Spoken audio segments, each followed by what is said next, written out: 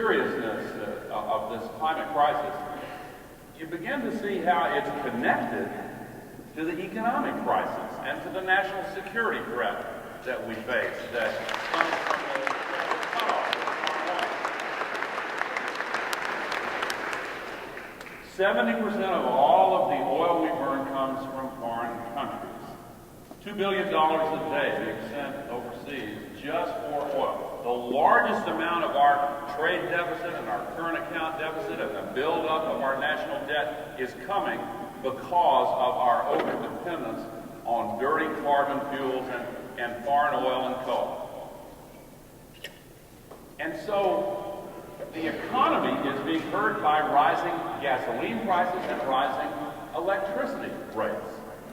And the older industries that are premised on cheap fossil fuels are being devastated by the sudden rise in fossil fuels and this overdependence. And no wonder, because the new emerging economies like the giant economy in China that has been based on imitating the basic industries that were designed, most of them 100 years ago, again based on dirty and cheap fossil fuels, their economic growth is so rapid, their ravenous consumption of oil and coal is increasing so rapidly, their demand for these fossil fuels is just completely overwhelming the declining rate of new discoveries for oil in particular. And so the price is skyrocketing. And, you know, the idea that we can drill our way out of this is just so absurd as to not devote more.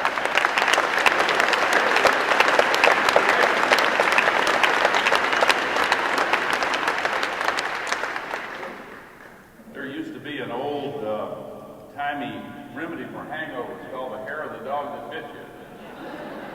They'd recommend going in and just have another drink in the morning if you had a hangover. Well, that's sort of what that reminds me of. Oh, we have a fossil fuel crisis. Oh, well, let's just try to go back for more. When you're in a hole, stop digging.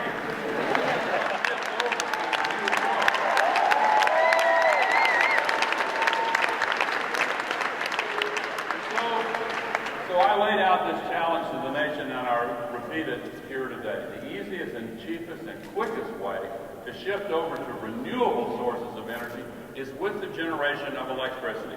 It will take slightly longer to build to convert our fleet of cars and trucks to electric vehicles, but we can do that too, and that is a part of this challenge. And we have to build a unified national grid that's a smart grid and also has the underground high voltage long distance transmission lines. But in keeping with that agenda, the centerpiece of it is this challenge. We have to switch our electricity generation system. We ought to make a commitment as a nation to get 100% of our electricity from renewable sources and carbon-free.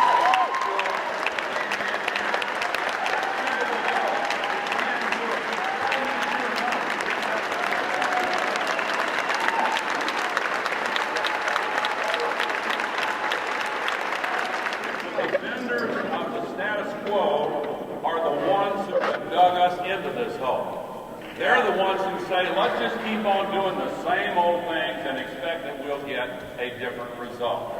They're the ones who are saying, oh, it's just fine to continue to be this dependent on oil from some of the most unstable and dangerous regions of the world if we just fool ourselves by pretending that we can solve that problem by opening up a few more areas for offshore drilling in environmentally sensitive areas which wouldn't produce any oil at all for 10 to 15 years, and that'd be sold to China anyway.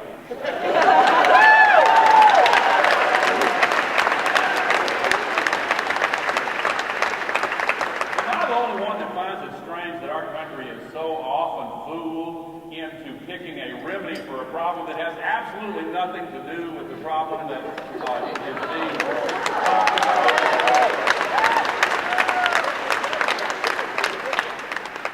Proposing to get a slight increase in oil drilling or fuel to be sold to China 10 to 15 years from now as a solution to our rising gasoline prices makes about as much sense as responding to an attack from Afghanistan by invading some other country